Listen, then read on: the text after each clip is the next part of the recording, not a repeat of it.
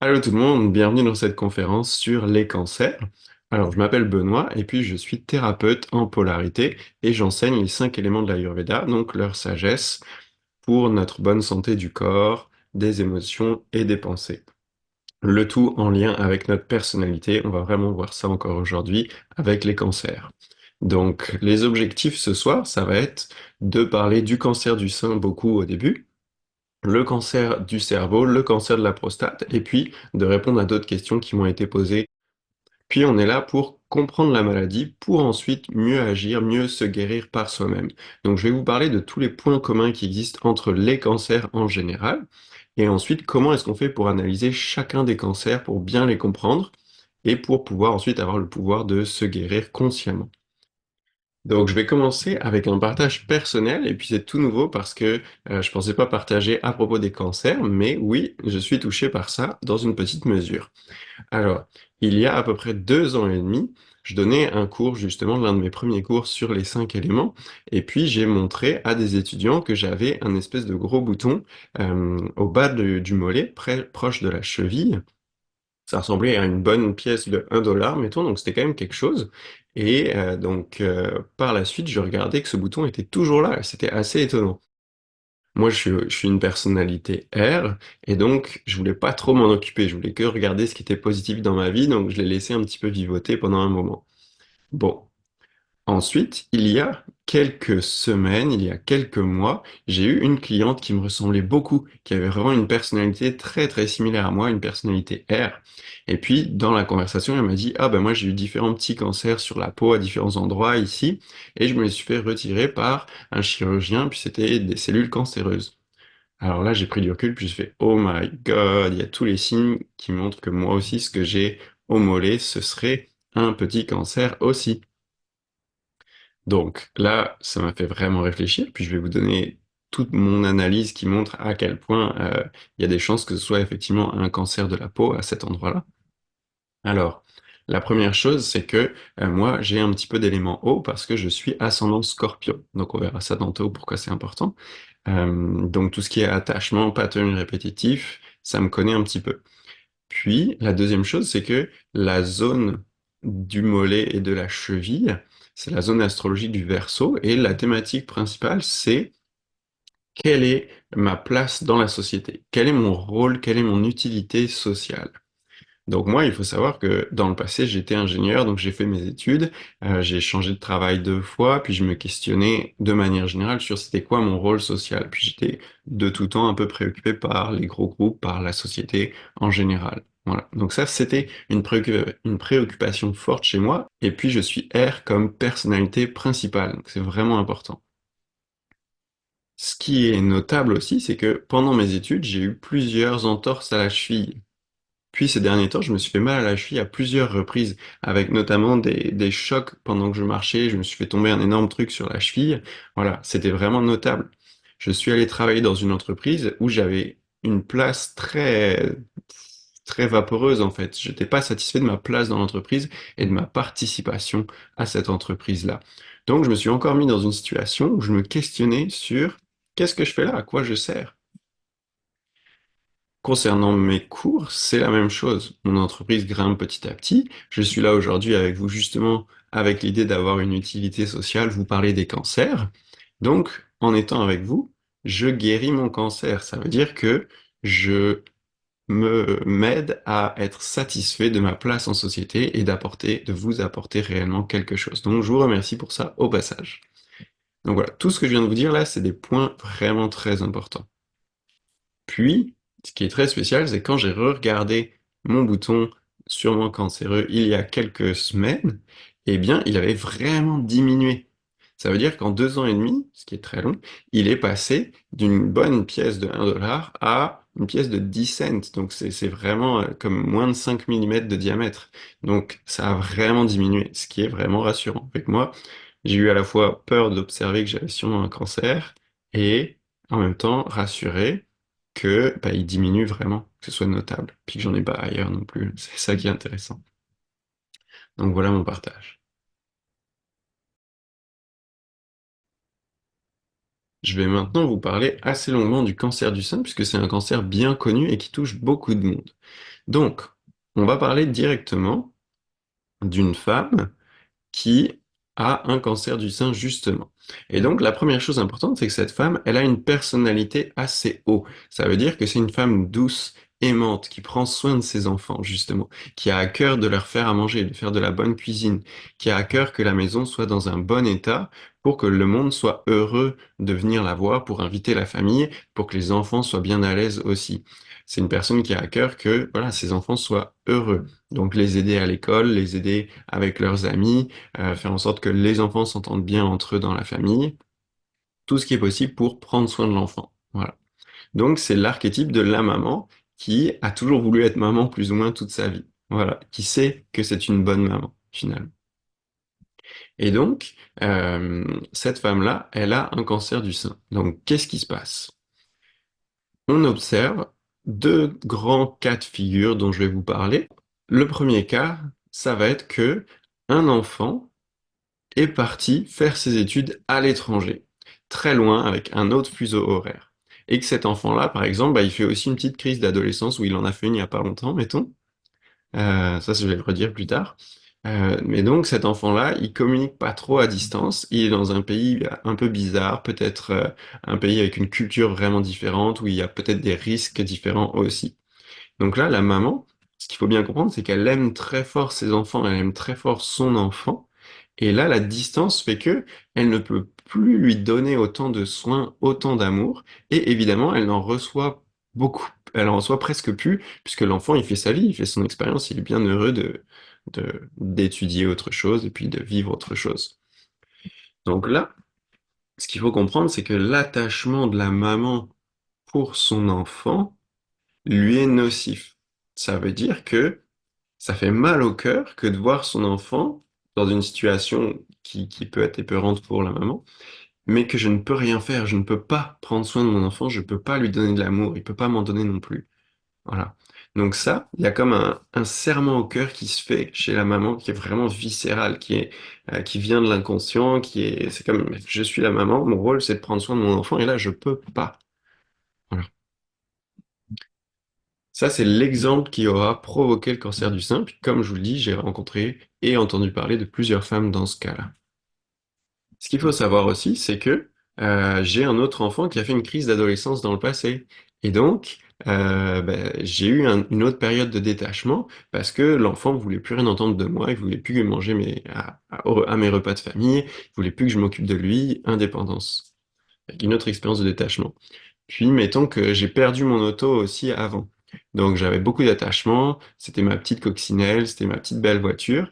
Et puis, donc, mettons que elle était en fin de vie, cette auto, et donc il a fallu la perdre. Donc, c'était un gros détachement. Voilà. Tout ça pour vous dire que la maman qui a eu un cancer du sein, bien, il y a eu d'autres signes, d'autres événements, d'autres épreuves de détachement qu'elle a vécues dans le passé vis-à-vis de choses affectives, dans le sens où on peut aimer une voiture très fort, je l'ai entendu plusieurs fois, et des enfants pareil. Voilà. Donc, vous comprenez cette notion que je veux apporter de pattern répétitif. La maman, elle a beaucoup d'amour à donner, elle a beaucoup d'attachement.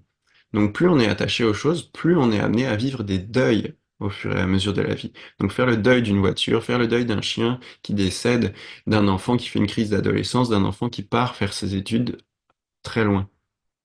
Voilà, ça ce sont des épreuves de la vie qui permettent de se détacher petit à petit, et si la maman n'y arrive pas, eh bien elle se développe un cancer. Et là je vais expliquer plus comment ça se passe. C'est un cancer du sein.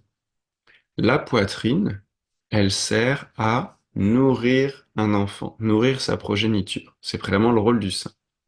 Et donc, d'un point de vue énergétique, eh bien, c'est la même chose. Toute l'énergie qui est portée dans la poitrine au complet, les seins aussi, voilà, eh bien, sert à prendre soin des personnes, prendre soin de ceux qu'on aime, donner de l'amour.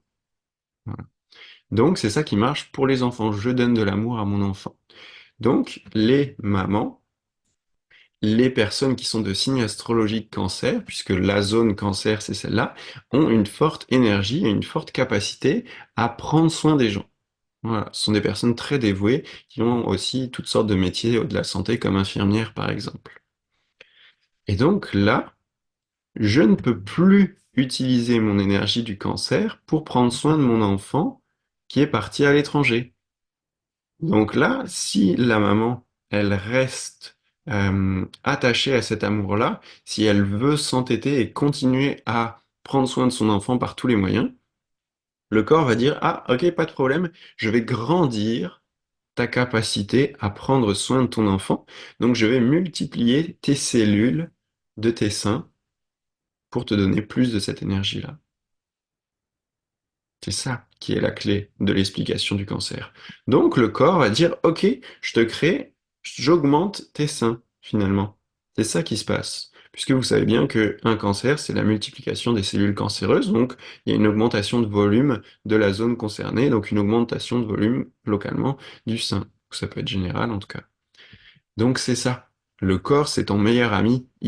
Tu lui as demandé de grandir ta capacité à prendre soin de ton enfant parti à l'étranger. Et ça, c'est une prise de conscience immense qu'il faut faire quand on a le cancer du sein. C'est qu'est-ce que tu as envie de quoi as-tu envie de prendre soin alors qu'il y a plein de choses qui t'en empêchent?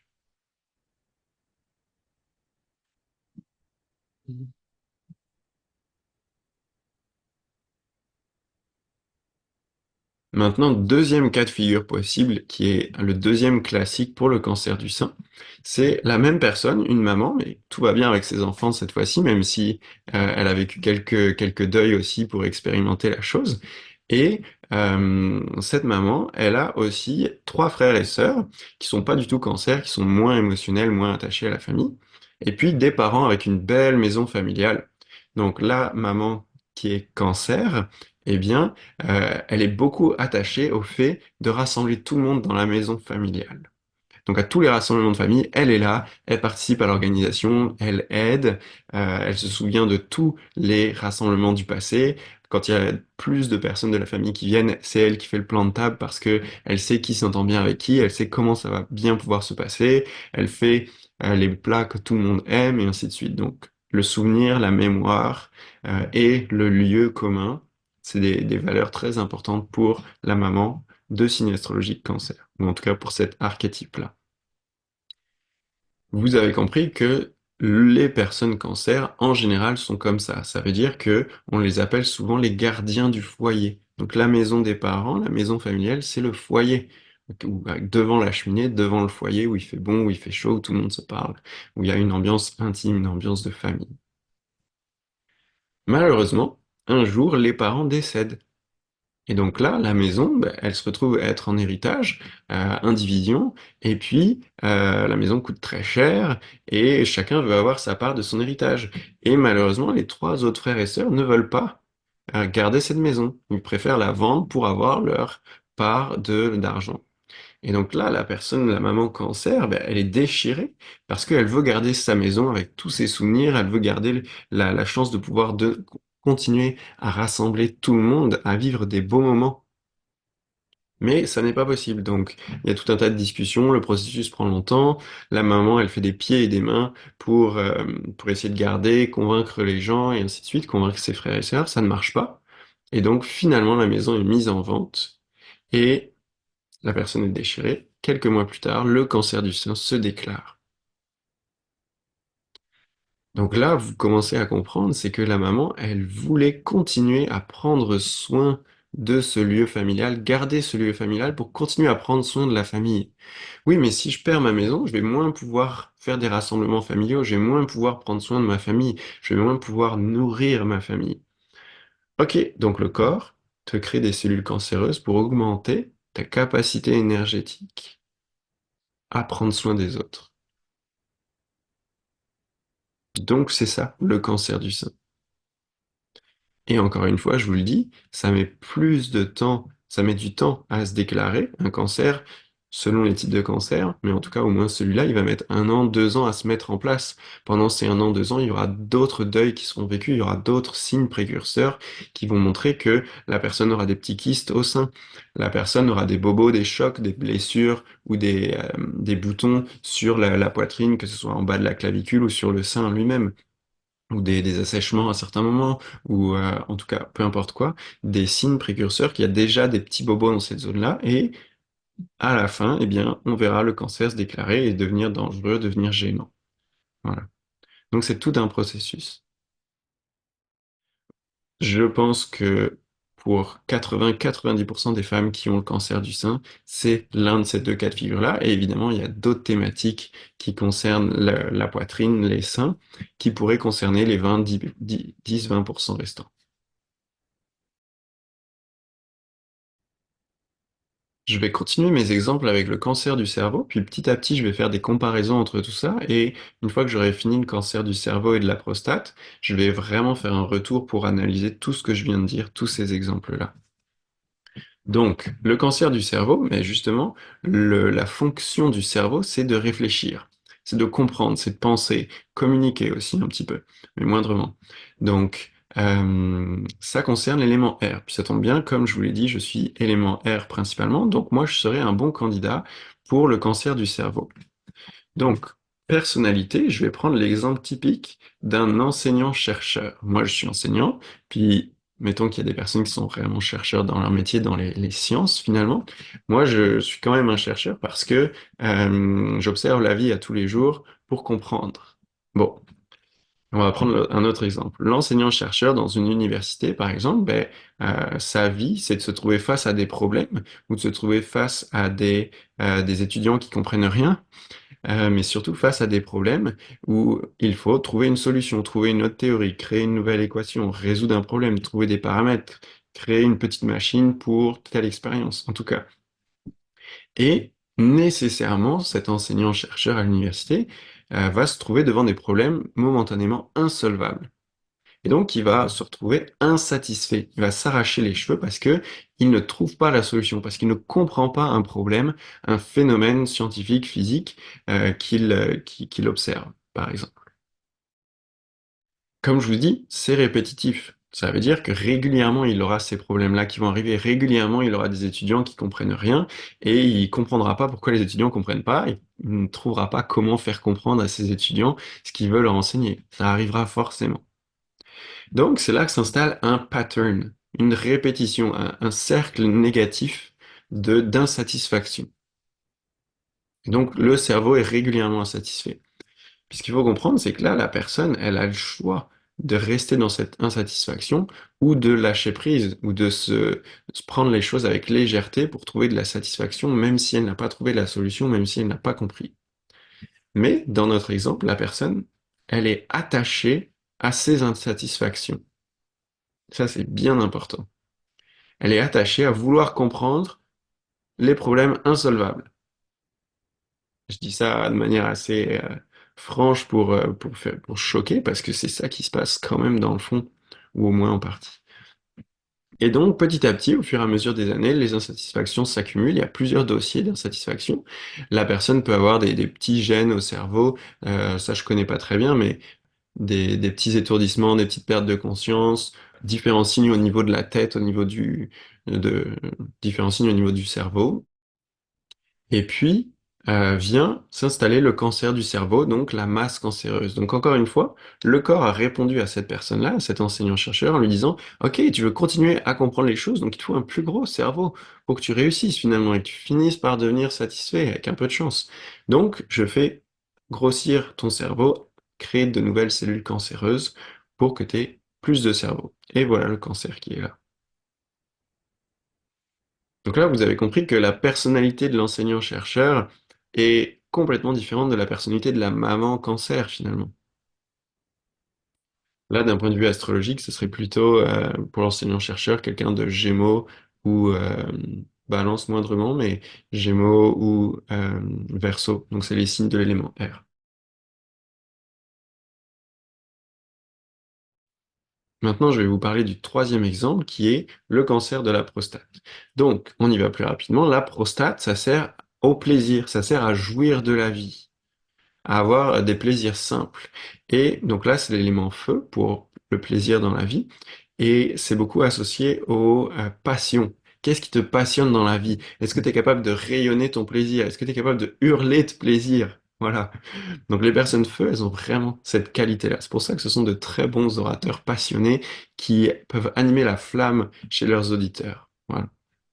Et donc, notre exemple d'un monsieur qui a un certain âge, qui commence à s'encrouter un petit peu et qui a beaucoup de restrictions, beaucoup de valeurs qui l'empêchent de prendre du plaisir dans la vie. Par exemple, ce monsieur-là a eu un papa qui lui a dit euh, comment ça, la maison n'est pas rangée, puis tu es en train de lire un livre?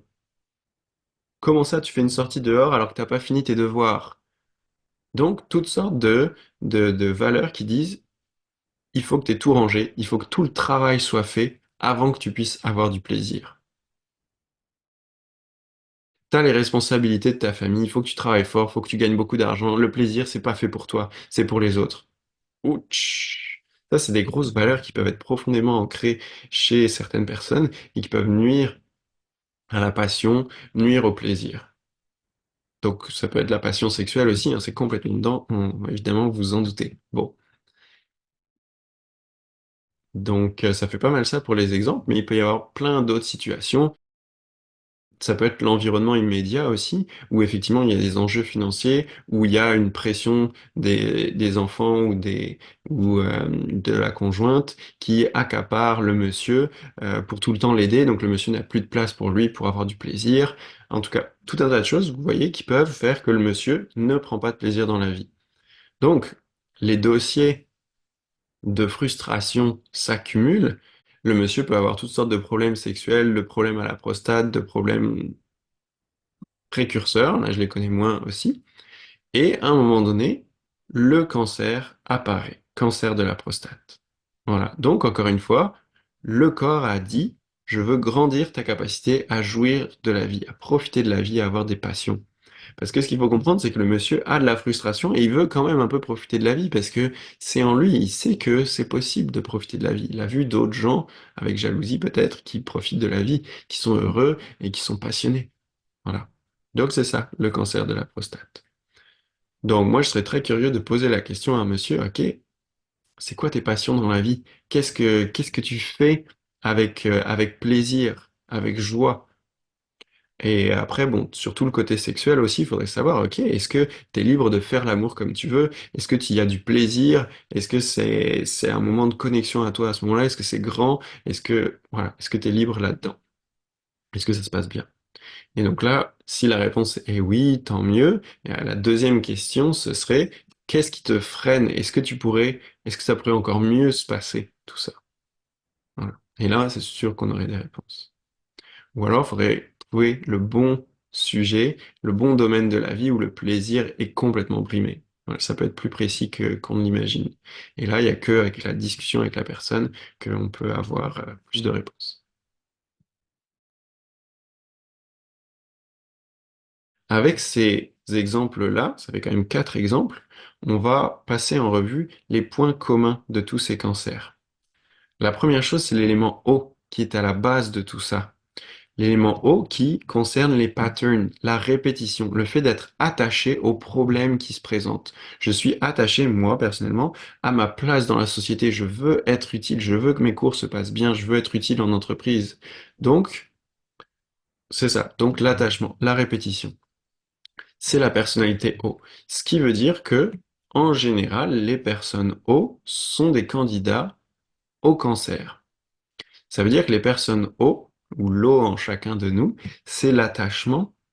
Ça veut dire que on a à apprendre dans cette vie-ci à se détacher. J'ai à apprendre à m'aimer davantage pour avoir moins de dépendance. J'ai à apprendre à m'aimer davantage pour pouvoir donner de l'amour à mes enfants de manière détachée, sans avoir besoin d'en recevoir en retour. Je fais des bons petits plats à mes enfants, je leur donne des soins, plein d'amour. Je prends soin de toute la maison. Mais si eux ne me remercient pas, s'ils me donnent pas d'amour en retour, c'est pas grave, j'en suis très heureux. Voilà. Donc ça, c'est le chemin d'évolution des personnalités haut. Donc, c'est normal que des fois, on soit trop attaché. Et donc, le cancer, c'est à ce moment-là un message du corps pour dire qu'il y a un problème. J'y reviendrai là-dessus. Donc, le point commun de tous les cancers, c'est cet élément O-là. Voilà. Maintenant, on s'entend que le cancer peut arriver à n'importe qui tout d'un coup vit un gros attachement, mais les personnalités qui ont beaucoup d'eau ont une prédisposition pour ça. Ça fait partie de leur évolution. Voilà, c'est ni bien ni mal, c'est comme ça. Alors, ensuite, la deuxième partie pour comprendre un cancer, c'est donc analyser la fonction de l'organe qui est touché. Donc, il y a souvent plusieurs possibilités. Puis je vais vous donner un exemple justement. Donc, j'ai une personne qui m'a posé la question du cancer de l'utérus. L'utérus, ça sert à donner la vie, ça sert à fabriquer la vie, à créer la vie, et ensuite la mettre au monde. Voilà, ça c'est bien important, ces deux étapes-là. Donc moi, j'ai demandé à la personne, ok, ben, est-ce que tu voulais beaucoup d'enfants, puis est-ce que tu as eu des problèmes pour les avoir? Est-ce que ça s'est pas bien passé, des problèmes d'infertilité ou autre? Ça, ce serait le classique d'une personne qui aurait un cancer de l'utérus et qui voudrait grandir sa capacité à donner la vie. Et la personne m'a répondu, bah non, tout va bien, j'ai des enfants, je les aime, ils sont en santé, c'est trop cool. Et donc, elle a fait son analyse et m'a proposé la possibilité que ce soit des difficultés à mettre au monde des projets artistiques. Waouh! Alors là, c'est une fonction très précise, c'est un sujet très précis. Tout ce qui est artistique, stylé, beau, élégant, original, ça fait partie de l'élément O. Les personnalités O sont souvent des personnes artistiques, originales, belles, qui ont le sens du beau. Donc là, cette personne-là a beaucoup une personnalité haute dans ce qu'elle m'a montré, en tout cas de sa personnalité ce soir-là, de manière très simple. Et donc, ça lui tenait beaucoup à cœur de créer des choses, de mettre au monde des projets artistiques, et il y avait toutes sortes de gènes qui faisaient que ça marchait pas. D'où le cancer de l'utérus. Voilà. Tout ça pour vous dire que cette avenue de difficulté à mettre au monde des projets artistiques, bah, c'est très précis en fait. Ça demande une bonne connaissance de l'élément O pour la trouver. Moi, très honnêtement, j'aurais mis du temps avant de trouver cette option-là. Mais c'est la discussion avec la personne qui fait que moi, j'aurais posé plein de questions avec plein de thématiques sur l'élément O et sur à quoi sert l'utérus.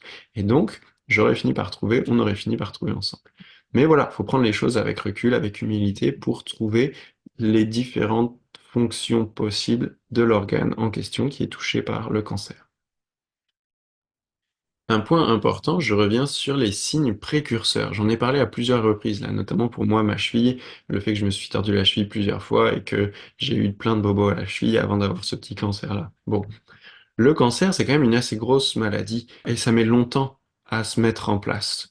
Donc en fait, le but de ma philosophie, c'est celle de la prévention. Donc plus vous écoutez votre corps au fur et à mesure, plus vous réagissez adéquatement à ces signaux d'alarme, moins vous aurez des grosses maladies. Donc, pour rassurer les personnalités haut qui pourraient avoir peur d'avoir un cancer, ben, il n'y en a pas besoin. Si vous faites suffisamment de la prévention, si vous grandissez, si vous maturez, si vous faites les apprentissages de la vie au fur et à mesure, donc si vous lisez bien les messages de votre corps, si vous sortez de vos patterns répétitifs, ben, vous n'aurez pas besoin de cancer finalement. Tout va bien. Voilà. Mais donc, je vous invite à écouter votre corps pour voir ces signes précurseurs et pour aller consulter des personnes comme moi qui vont vous aider à faire les apprentissages, à guérir ces petits bobos-là. Voilà. Donc moi, je vous le dis, je propose des soins de polarité, que ce soit en présentiel, à distance. Je propose des coachings pour justement comprendre les bobos avant qu'ils s'amplifient. Et puis, je propose des enseignements pour apprendre à comprendre tout ce que je suis en train de vous dire et pour connaître des auto-soins, pour se guérir soi-même. Alors, justement, très important, on m'a posé la question de, ok, mais comme c'est gros, est-ce qu'il y a des cas de guérison des cancers? Ben justement, oui. L'avantage, entre guillemets, des cancers, c'est que c'est très connu, très médiatisé.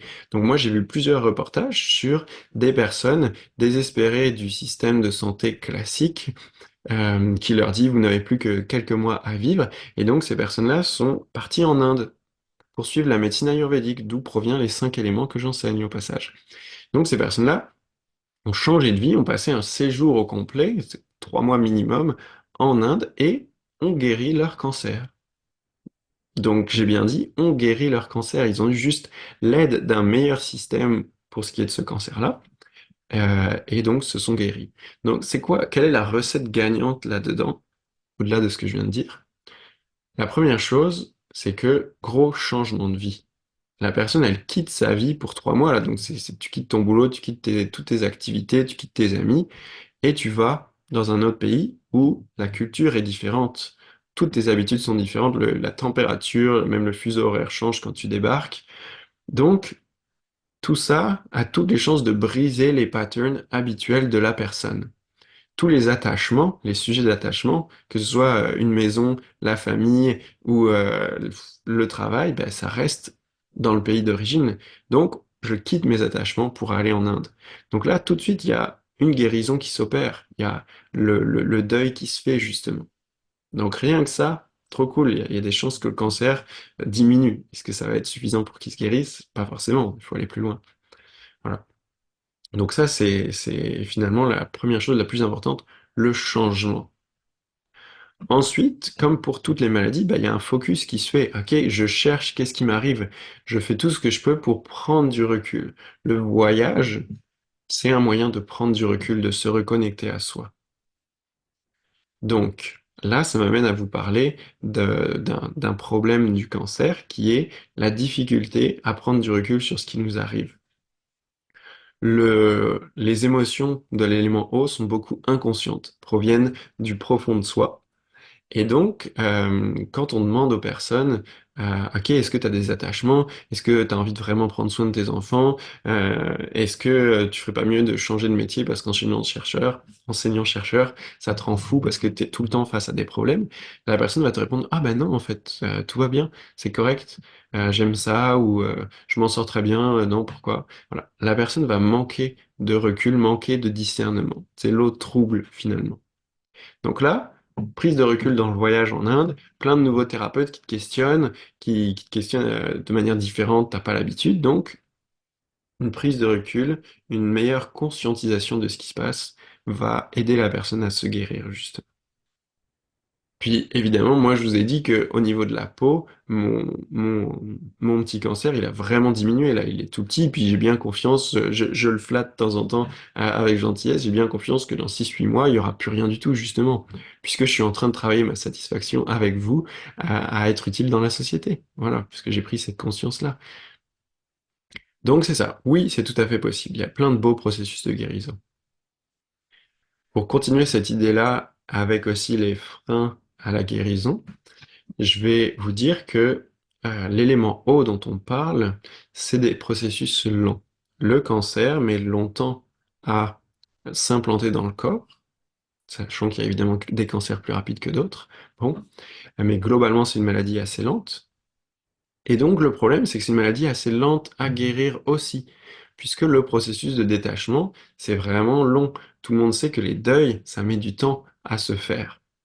Donc les mamans savent que pour se détacher de leur enfant, ça va prendre du temps justement. Et pour continuer à les aimer, mais sans avoir besoin de leur amour en retour, par exemple. Bon.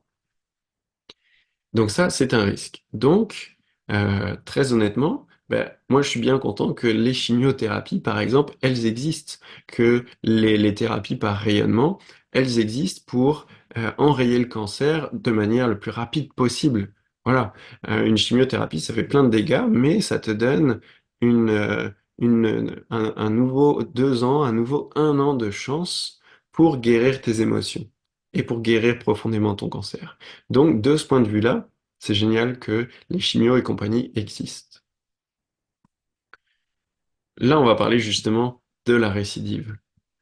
Une chimiothérapie ou une autre thérapie de la médecine classique, ça tue, ou en tout cas ça retire les cellules cancéreuses qui sont là ponctuellement. Donc concrètement, ça gère les symptômes du cancer, tels que je les ai décrits, qui sont je te donne je te fais grossir ton sein pour avoir plus de capacité à prendre soin des autres. Voilà.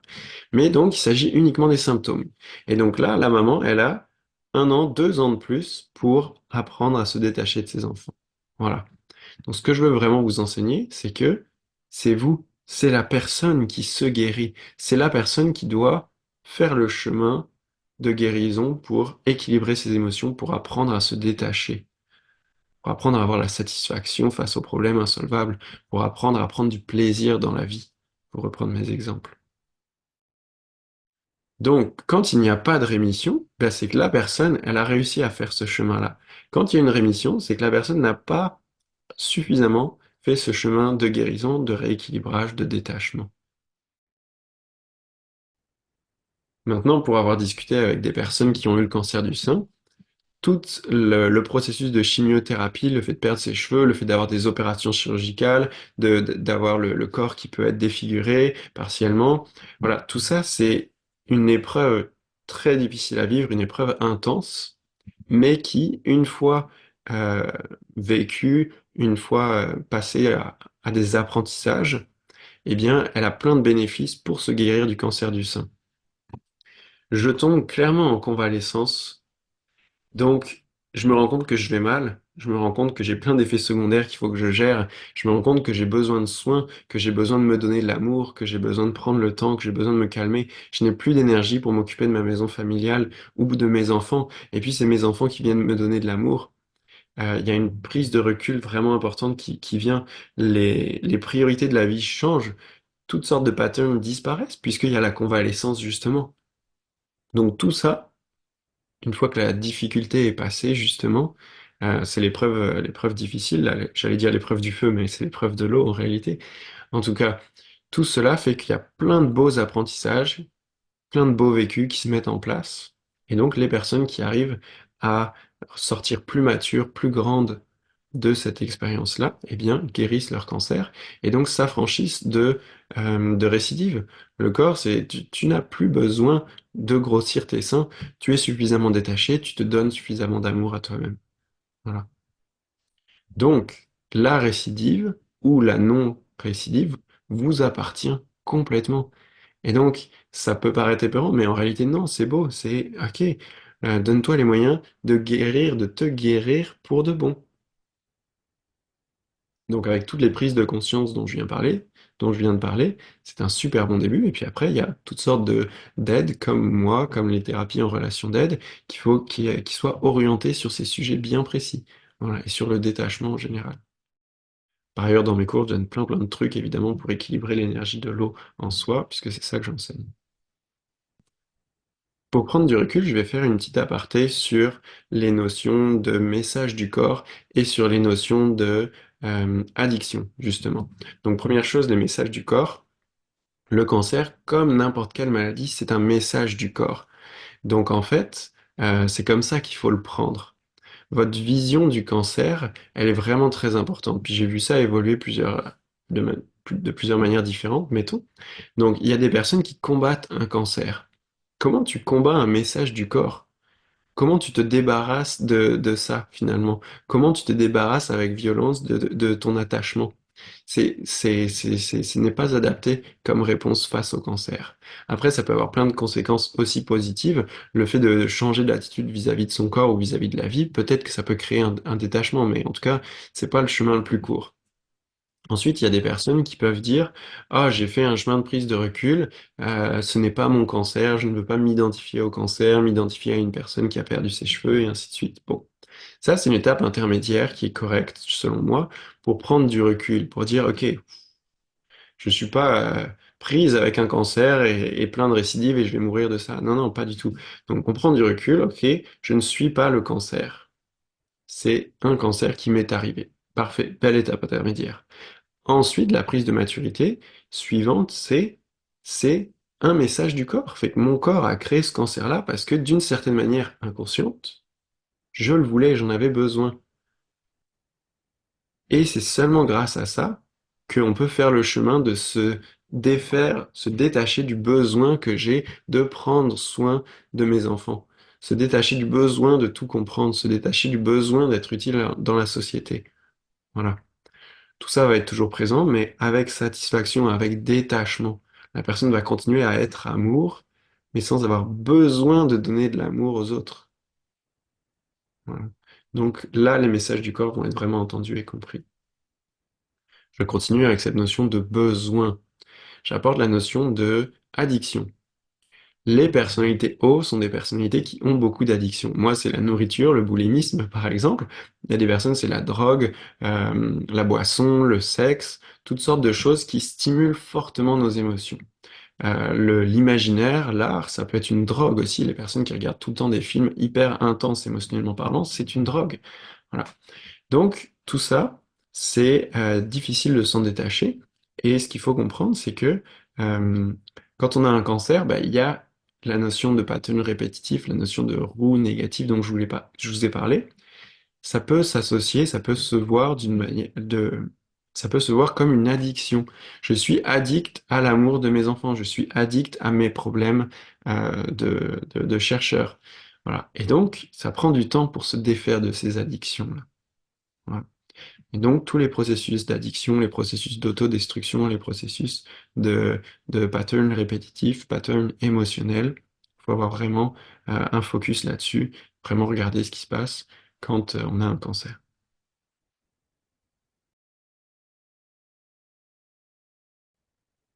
Alors, je vais prendre un dernier exemple de cancer qui m'a été demandé hier soir pendant le live.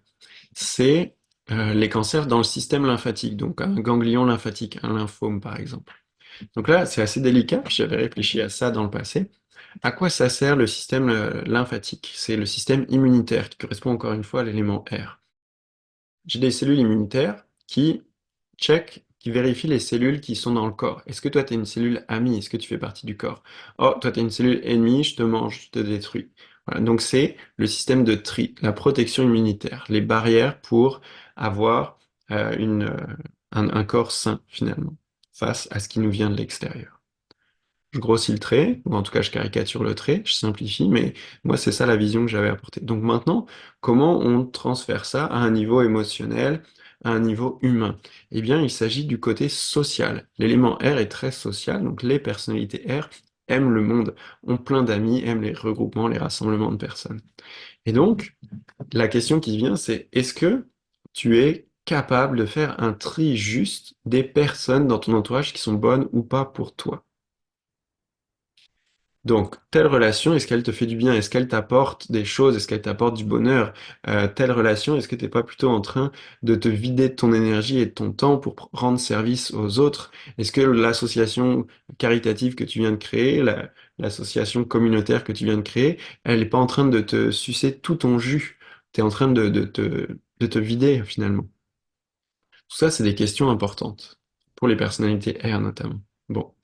Moi, j'ai posé cette question à une personne qui était concernée par ça, puis il n'y avait pas de réponse en fait. C'était comme difficile parce que justement, il y a ce côté inconscient, ce pattern répétitif de prendre soin des autres, justement, quand on est pour l'élément O. Et là, mêlé avec l'élément R, ça donne prendre soin de la société, puisque l'élément R est social, ça regroupe plus de personnes à la fois. Donc, il faut poser la question, ok, est-ce que il y a des personnes dans ton entourage qui te disent que tu te perds avec des personnes ou avec des causes sociales qui te font pas tant de bien que ça? Est-ce que tu as du mal, est-ce que les autres te disent que tu as du mal à faire le tri dans ta vie de ce qui est bon ou pas bon pour toi socialement parlant? Est-ce que tu devrais quitter ton travail? Est-ce que tu devrais arrêter les 5 à 7, arrêter cette association où les gens te ressemblent peut-être moins, même si tu penses qu'ils ont besoin de toi, en tout cas? Donc là, voilà, il faut demander aux autres qu'est-ce qui est bon ou pas bon. Voilà, donc c'est ça mon analyse pour le système lymphatique, pour le lymphome. Je vais continuer sur cette même idée avec mon cancer de la peau, ou de manière générale les cancers de la peau, parce que ça se ressemble beaucoup. La peau, c'est la barrière entre mon intérieur et mon extérieur. C'est le contact avec l'extérieur. Quand je te dis bonjour, je te serre la main, on a un contact au niveau de la peau. Les personnes R sont très tactiles, elles touchent les gens, tu sais, on se touche ici justement pour faire bonjour et tout ça, on se fait des accolades. Voilà. Donc, quand il y a un cancer au niveau de la peau, il peut y avoir plusieurs choses, dont le fait d'épaissir la barrière sociale. Si j'ai des cellules de la peau qui se multiplient, je vais avoir la peau plus épaisse. Et donc, ça met une plus solide barrière entre moi et les autres. Donc pour peut-être moins se lier, pour moins être envahi, pour moins perdre mon énergie avec les autres. Et c'est pour ça que c'est un peu similaire au lymphome. Donc la personne, je lui demanderai, ok, est-ce que tu as envie de moins t'investir émotionnellement dans la société ou avec tes 5 à 7, avec tes meetings, par exemple. Voilà. Donc ça, ce serait des questions à poser sur la peau. Moi, j'ai eu un cancer de la peau dans une zone spécifique, une zone de l'élément R, puisque c'est verso, la cheville et le mollet. Donc là, c'est encore plus le cas. C'est est-ce que je dépense trop d'énergie? Est-ce que je fais pas assez de séparation entre moi, ce qui me fait du bien, et puis mon travail d'enseignant pour la société. En vous disant ça, je viens d'avoir une prise de conscience sur le fait que je me suis bouffé euh, par mon travail de, par mon activité de travailleur autonome. Je passais trop de temps dessus et je n'avais plus assez d'activités perso simples pour moi pour me faire plaisir. Donc voilà, c'est une nouvelle prise de conscience qui pouvait être, enfin qui participe de manière certaine à mon cancer. Je faisais pas assez de différence entre mon travail social et mon intérieur, mes besoins. Donc encore une fois, l'analyse de la fonction de l'organe cancéreux, il faut vraiment la pousser pas mal des fois pour trouver qu'est-ce qui est dissonant, ou en tout cas qu'est-ce qui pose problème dans mes émotions. Pour clôturer cette conférence, je vais vous faire un dernier partage que j'ai découvert récemment, une dernière solution pour toutes les personnalités O. Le problème des personnes qui prennent soin des autres tout le temps, des infirmières par exemple, ou des thérapeutes comme moi, c'est qu'on se vide de notre amour. On donne beaucoup aux autres et puis on n'a pas toujours tendance à recevoir autant, ou du moins on peut avoir de l'attachement, des insatisfactions à pas recevoir. La solution que j'ai trouvée, c'est au lieu de donner de l'amour aux autres, c'est être amour. Ça veut dire que quand je suis en train de donner un soin énergétique, un massage, eh bien, au lieu d'être focalisé uniquement sur mon client et de lui donner du soin, eh bien, je diffuse du soin, je diffuse de l'amour. Donc, j'en reçois autant que j'en donne, puis j'en donne sûrement plus, en fait. Tout ça pour dire que je suis amour et ça me fait du bien de donner ce soin-là. Donc, à la fin de chacun des soins, j'ai reçu autant d'amour que j'en ai donné. Je suis toujours autant plein que au début du soin. Et ça, c'est vraiment beau. C'est tellement agréable à recevoir. Donc, mon client, qu'il soit satisfait ou pas, ben, en fait, ça ne va pas m'impacter négativement d'un point de vue de mes émotions. Et, au passage, il y aura d'autant plus de chances que mon client soit satisfait parce que je vais donner un meilleur soin en étant plein d'amour et en étant détaché, justement. C'est ça que je veux vous apporter comme notion. Le détachement tel que moi j'en parle avec les cinq éléments, c'est beau. C'est encore plus grand d'amour puisqu'il n'y a pas cette dépendance, il n'y a pas ce besoin de recevoir de l'amour, il n'y a pas cette addiction-là, cette possessivité aussi pour les parents, par exemple. Bon. Donc c'est ça. Être amour pour garder notre coupe de l'élément eau pleine, pour garder de l'eau et de l'amour à l'intérieur de soi.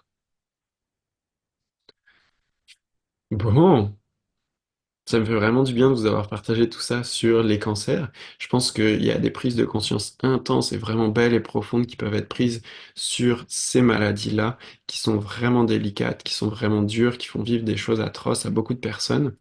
Donc moi, je vous encourage à rechercher de ce côté-là, je vous encourage à partager cette vision-là que j'ai des cancers, je vous encourage à venir me voir pour des soins, que ce soit prévention ou pour vous assurer de ne pas avoir de récidive, ou des coachings pour comprendre qu'est-ce qui se passe. Voilà, je vous encourage à faire mes cours pour comprendre, ressentir ce qui se passe avec chacun des éléments et pour apprendre ces fameux auto-soins, pour connaître aussi toutes les actions dans votre vie que vous pouvez poser pour aller mieux, pour équilibrer votre élément eau. Bon, je vous remercie pour votre écoute. J'espère que tout ça vous a intéressé. Et puis, j'espère vous retrouver avec plaisir dans d'autres conférences. Alors, je vais ajouter une dernière chose, c'est que je suis enseignant itinérant. Et donc, si vous voulez que je vienne donner des conférences, des ateliers participatifs, des formations chez vous, bien, vous avez juste à m'appeler pour que je vienne et ça me fera plaisir de faire un groupe sur mesure avec vous, avec un programme sur mesure. Voilà. Je vous invite à regarder mes autres vidéos YouTube, à vous inscrire sur la chaîne, et puis il y en aura plein d'autres qui vont venir par la suite. Bonne santé à tous, et bonne journée.